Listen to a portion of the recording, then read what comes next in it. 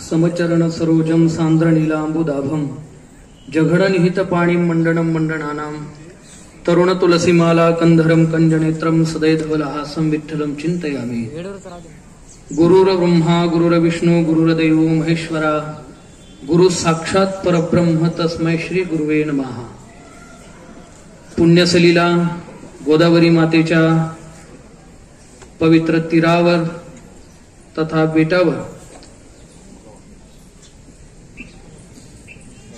पाठीमागच्या काही शतकांमध्ये दशकांमध्ये ज्यांनी स्वतःचं मन बुद्धी आणि शरीर समाजातच ईश्वर आहे असं मानून या अखिल मानव जातीच्या उत्थानाकरता आणि उद्धाराकरता खर्च केलं असे सद्गुरू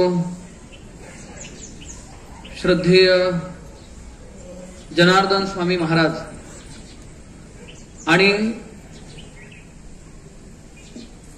जनार्दन स्वामी महाराजांचं प्रत्येक मनोगत पूर्ण करणारे आपल्या सर्वांचं श्रद्धास्थान स्वामींचे कृपापात्र शिष्य मठाधिपती महंत श्री परमपूज्य प्रातस्मरणीय रमेशगिरीजी बाबा त्यांचा आज अभिष्ट चिंतन सोहळा आणि या सोहळ्यानिमित्तानं आपण सर्वजण या ठिकाणी जमलेलो आहोत। खरं म्हणजे इथं बसलेल्या प्रत्येकाला वाटतं की असा आपलाही वाढदिवस साजरा झाला पाहिजे। प्रत्येकाला वाटतं बाबांचा होतो आपलं का होत नाही, ही मानवी मनाची इच्छा आहे, प्रत्येकाला वाटतं। पण एक गोष्ट लक्षात घेतली पाहिजे, अभिष्ट चिंतन सोहळे असतील, वाढदिवस असतील, पुण्यतिथी असेल, जयंत्या असतील, या कुणाच्या साजऱ्या होतात, या तुमच्या आमच्या सर्वसामान्य संसारिक लोकांच्या कधी साजऱ्या होत नाहीत। लक्षात ठेवा, ज्यांचं घर ज्यांचं कुटुंब चार भिंतींच्या आतलं आहे त्यांच्यासाठी हे सोहळे नसतात। ज्यांचं कुटुंब हे विश्व झालेलं आहे, ज्यांची अंतःकरणाची भावना हे विश्वची माझे घर ऐसी मती जयाची स्थिर किंबहुना चराचर आपणची जहाला ज्ञानोबाराय म्हणतात, किंवा आमचं वेदशास्त्र हे देखील हेच सांगतं। अयम निजाहा परोवेत्ती गणना लघुचेतसाम उदारे चरितानातुम वसुधैव कुटुंबकम। अयम निजाहा हे माझं आणि ते तुझं असा माझे तुझेपणा परका भाव ज्याच्या अंतःकरणामध्ये असतो त्याला लघु बुद्धीचा म्हटलेलं आहे, म्हणजे छोट्या बुद्धीचा। परंतु उदारे चरितानातुम ज्याचं हृदय उदार झालेलं आहे त्याच्यासाठी ही संपूर्ण वसुधा हेच कुटुंब असतं। आणि पूज्य श्री रमेशगिरी महाराजांचं कुटुंब म्हणजे काय त्यांची पूर्णकुटी किंवा त्यांचा भक्त परिवार हे त्यांचं कुटुंब नाहीये, तर त्यांच्याकडे जो येईल किंवा हे संपूर्ण विश्व हे त्यांचं कुटुंब झालेलं आहे। त्यामुळे बाबांचा असा अभिष्ट चिंतन सोहळा साजरा होतो। म्हणून आपण इथून प्रेरणा घेण्याकरता इथं आपण यावं। बाबांना आशीर्वाद बाबांना शुभेच्छा देण्याचा आपला कुठलाही अधिकार नाहीये। बाबांचं जीवन कार्य त्यांचं जीवन खरं तर साधुत्व हे जे हे गणवेशावरून कधी ठरत नाही। येथे नाही वेश सरते आडनाव निवडे घावडाव भावांगी तुकोबाराय म्हणतात। ज्याच्या त्याच्या परंपरेनुसार वारकरी संप्रदायामध्ये श्वेत वस्त्र परिधान केली जातात, काही संप्रदायामध्ये पीत वस्त्र परिधान केली जातात म्हणजे पिवळी वस्त्र, काही आखाडे परंपरा अशा आहेत की त्याच्यामध्ये भगवे वस्त्र, तर काही परंपरा अशा आहेत की त्या नागा परंपरा आहेत तिथं वस्त्रच नसतात। म्हणजे या परंपरेनुसार वेगवेगळे वस्त्र असतील पण गणवेशावरून साधुत्व ठरत नाही, तर गुणवेशावरून साधुत्व ठरतं। बाबांचा गणवेशही साधूच आहे आणि बाबांचा गुणवेश सुद्धा साधूच आहे। लक्षात ठेवा, गणवेश आणि गुणवेश दोनही गोष्टी या दोनही गोष्टींना साधुत्व सिद्ध होतं. म्हणून या बाबांसारखे महात्मे जे अवताराला येतात, मी जन्माला म्हणणार नाही, कारण 3 प्रकार आहे. तुमच्या आमची सारखी सर्वसामान्य माणसं जन्माला येतात, देवाला अवताराला आणावं लागतं, आणि बाबांसारखी महात्मे स्वतःहून येत असतात. आम्ही वैकुंठवासी आलो याची कारणासी, बोलिले जे ऋषी 7 भावे वर्ताया. जगद्गुरु तुकोबाराय देखील स्वतःचा अनुभव सांगत असताना हेच सांगतात की आम्हाला कोणी आणलं नाही किंवा आम्हाला यावंच लागतं असं नाही. मुक्त स्थितीला प्राप्त झालेले महात्मे पुन्हा पुन्हा जन्मत नाही आणि कधी जे जन्मालाच येत नाही म्हणून मरतही नाही. परंतु बाबांसारखा महात्मा का येतो त्याचं कारण आहे, येथे उपकारासाठी आले घरजा वैकुंठी. जीवनामध्ये एकच कार्य बाबांकडून घडत आहे, ते म्हणजे फक्त परोपकार. या व्यतिरिक्त स्वतःचा स्वार्थ बाबांचा नाही. आणि काय करायचं हे महात्मे ठरवून आलेले असतात. 3 प्रकार मी तुम्हाला सांगतो. पहिला प्रकार असा आहे की इथं येण्याच्या अगोदर त्यांचं सगळं ठरलेलं असतं. या पृथ्वीवर येण्याच्या अगोदर एक वर्ग असा आहे की ते कशा करता यायचं हे त्यांचं ठरलेलं असतं. दुसरा वर्ग असा आहे की इथं येऊन ठरवतात की नेमकं आपल्याला काय करायचं आहे. आणि तिसरा वर्ग असा आहे, मरून जातो तरी मी जन्माला का आलो, मेलो का हेच कळत नाही. म्हणजे प्री प्लॅनिंग आपण म्हणतो, पूर्व नियोजन. हे सगळं पूर्व नियोजन पूज्य बाबा इथं येतानाच करून आलेले. मी कशा करता आलो, मला काय करायचंय, आणि येताना जरी करून आले नसतील पण इथं आल्यानंतर सद्गुरु जनार्दन स्वामींच्या सानिध्यात आल्यानंतर मला काय करायचंय हे त्यांना कळालं. कोहम कथमिदम जातम. भगवत पूज्यपाद आद्य गुरु शंकराचार्य सांगतात, मी कोण आहे, मी इथं कशा करता आलो, मला काय करायचंय हे फार थोड्या लोकांना कळतं. बाकीची लोक लौकिकामध्येच गुंतून गेलेली आहेत. म्हणजे आमच्यासारखी महाराज मंडळी सुद्धा लौकिकामध्ये गुंतून गेलेली आहेत. पण यातून बाजूला पडून आत्मोद्धारा करता स्वतःच्या उद्धाराची जबाबदारी स्वतःवर आहे. स्वतःबरोबर जगाचाही उद्धार केला पाहिजे, ही भूमिका पूज्य श्री बाबांच्या हृदयात आहे. आणि म्हणून प्रत्येक पाऊल त्यांचं त्या दिशेनं पडतंय. त्यांच्या चेहऱ्याकडे पाहिल्यानंतर समाधान वाटतं, आपल्याला आनंद मिळतो. कारण आतमध्ये जे असतं ना, जसं आपण कसे दिसतो हे पाहण्याकरता आरशासमोर जाऊन उभं राहावं लागतं ना, तसं एखाद्याचं हृदय कसं आहे हे जर कळायचं असेल तर त्याचा चेहरा हा अंतःकरणाचा आरसा असतो. लक्षात ठेवा, चेहरा अंतःकरणाचा आरसा आहे. आपण कितीही सौंदर्य प्रसाधनं लावून फ्रेश आणि प्रसन्न दिसण्याचा प्रयत्न केला तरी ते काही काळापुरतं, काही तासांपुरतं आपण प्रसन्न दिसू. पण तोच माणूस अंतःकरणाने निर्मळ असतो, तोच सुंदर असतो की सकाळी सकाळी झोपेतून उठल्याबरोबर देखील ज्याचा चेहरा प्रसन्न दिसतो त्याचं अंतःकरण निर्मळ असतं. ही गोष्ट लक्षात ठेवा. म्हणून बाबांकडे कधीही पहा, पुण्यपुरुष दर्शने प्रशस्ती. अशा पुरुषाचं दर्शन घेतल्यानंतर आपल्याला पुण्य प्राप्त होतं, केवळ दर्शनानं पुण्य प्राप्त होतं. असा महिमा पूज्य श्री बाबांचा आहे. त्यांचा स्वभाव बालवत असं सांगितलंय. मगाशी महाराज बोलले, मस्के महाराज, की ज्यांचा बाबांशी संबंध आला त्यांना प्रत्येकाला वाटतं की बाबा हे माझेच आहेत आणि बाबा सगळ्यात जास्त माझ्यावरच प्रेम करतात. आणि ही वस्तुस्थिती आहे, हा इथं बसलेल्या माझ्या सहित प्रत्येकाला अनुभव आहे. या महात्म्यांच्या मला खूप अनुभव आलेले आहेत. मी प्रत्येक अनुभव बाबांशी शेअर पण केला. आणि मी आजच इथं आलोय असं नाही, तर मी लहान होतो 5वी पासून मी इथं येतोय. 5वी पासून मी 10वी नंतर आळंदीला गेलो आणि त्यानंतर इथं आल्यानंतर बाबांचे काही अनुभव पण मी घेतले. माझं आता सांगायला काही हरकत नाही, तो खरा अनुभव आहे. तुकाराम महाराज पण म्हणतात, 900 कन्या पुत्र होती तरी का करणे लागे पती. पण लग्न झाल्यानंतरही कधी कधी लवकर अपत्य होत नाही. असे भरपूर दाम्पत्य आहे की ज्यांना अपत्य होत नाही. त्यापैकी आम्ही पण एक होतो. आणि बाबांनी आम्हाला 10 एकादशींना बोलवलं. आम्ही दोघंही यायचो जोडीने. आणि 10 एकादशी पूर्ण झाल्यानंतर बाबा म्हटले की तुम्हाला मुलगा होईल आणि तो मुलगा हरिभक्त होईल. आता तुम्हाला खरं सांगतो, बाबा जसं बोलले तसं झालं. आणि माझ्या 4 वर्षाच्या मुलाचा 12वा अध्याय पाठ आहे गीतेचा संपूर्ण. पूर्ण अध्याय पाठ आहे. राम त्याचं नाव ठेवलेलं आहे आणि पूर्ण त्याचा 12वा अध्याय पाठ आहे. आणि एवढंच नाही तर पूज्य श्री भास्कर गिरीजी महाराज देवगडचे, त्यांच्या कीर्तनात टाळ घेऊन उभा होता मोलडोनला तो.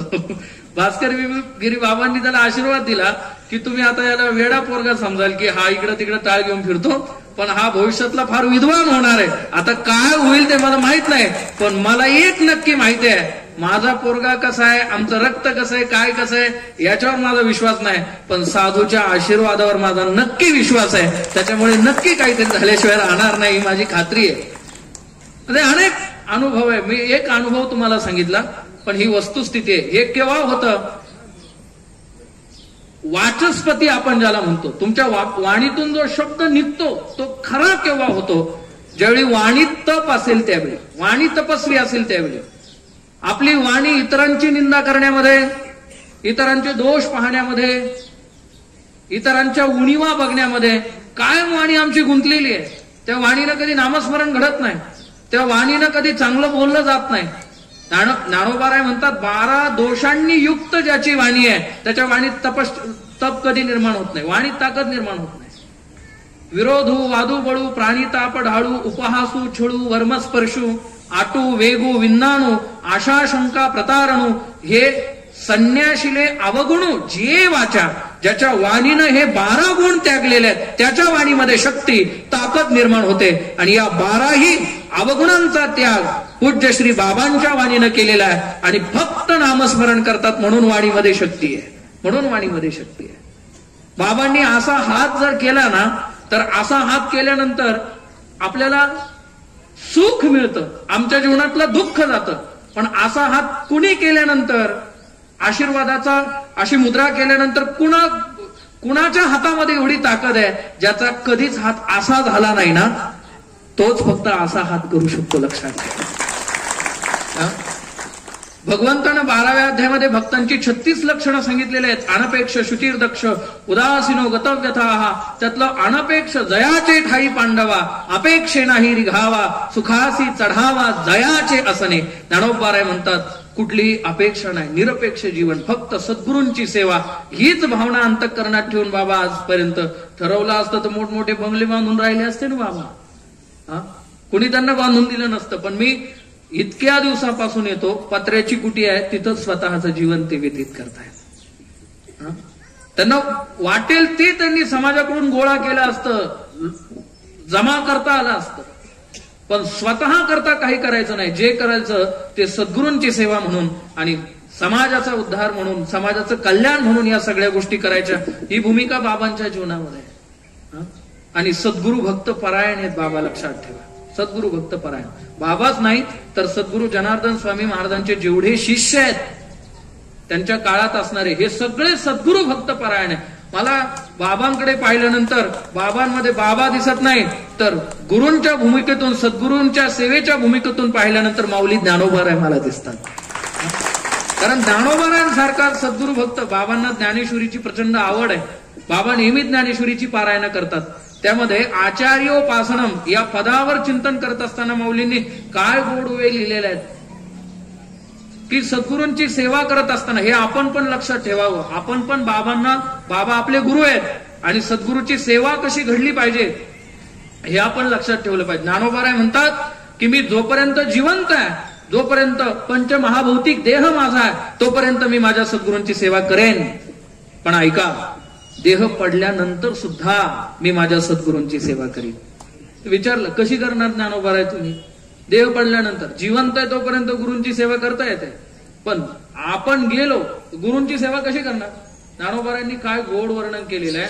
ज्ञानोबाराय म्हणतात हा देह 5 भूतांचा तयार झालेला आहे, पंचमहाभूतात. मग पृथ्वी आप तेज वायू आकाश. मी काय करेल माहिती आहे, माझा देह पडला ना तर माझ्या देहाचं जे पृथ्वी तत्व आहे, म्हणजे माझ्या शरीराची जी माती आहे, मी अशा मातीमध्ये नेऊन मिळवीन की ज्या ठिकाणी माझे श्री गुरु उभे राहतील, ज्या ठिकाणी माझे श्री गुरु उभे राहतील.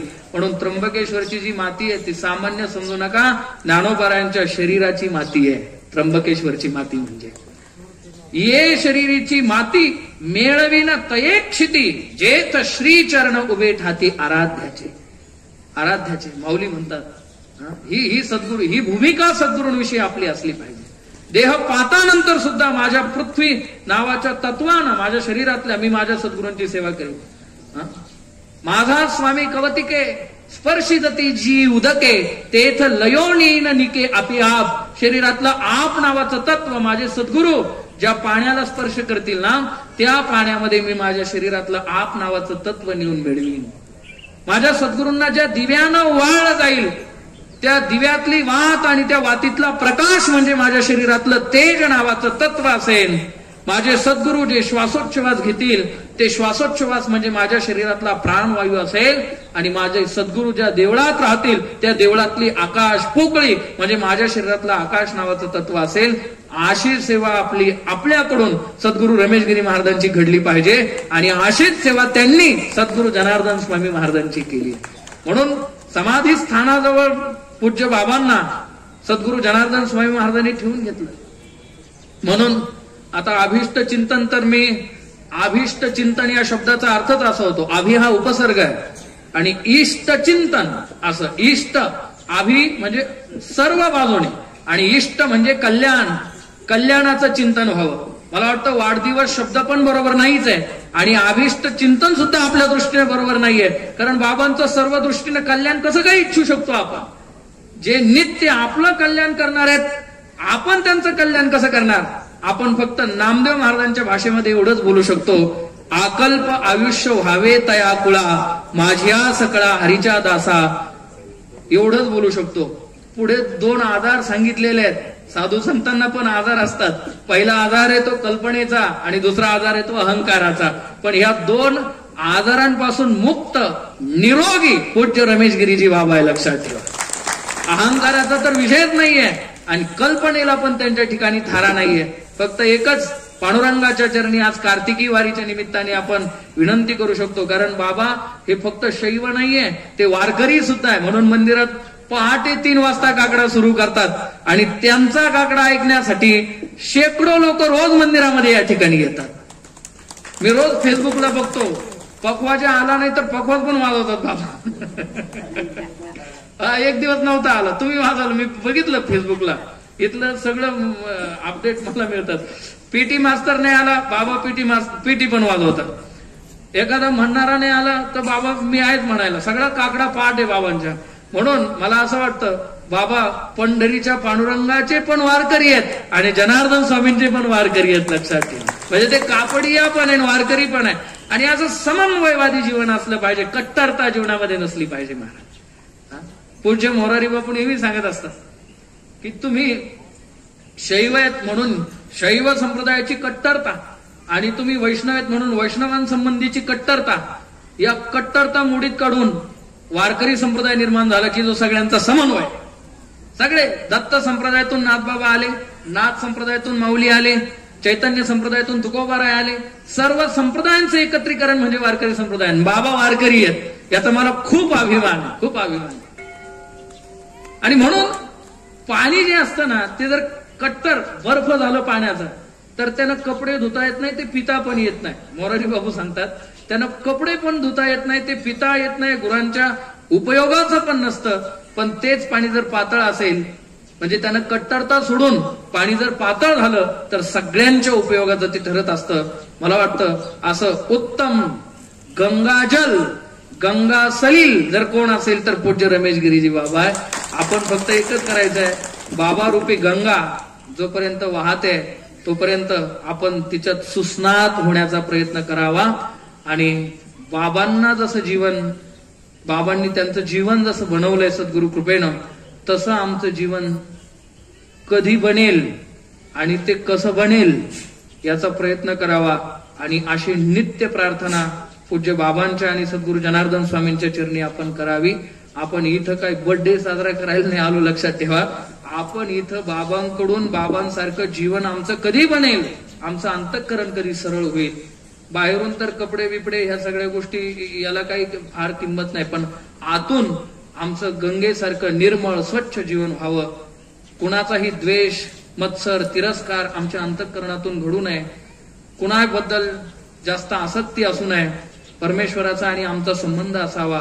आणि हळूहळू आमची ही जीवनरूपी गंगा भगवंत रूपी समुद्राला जाऊन मिळावी, यासाठी आपण सगळेजण प्रयत्न करूयात. आणि त्याकरता जो आशीर्वाद लागतो तो पूज्य बाबांकडून आपण मागून घेऊयात.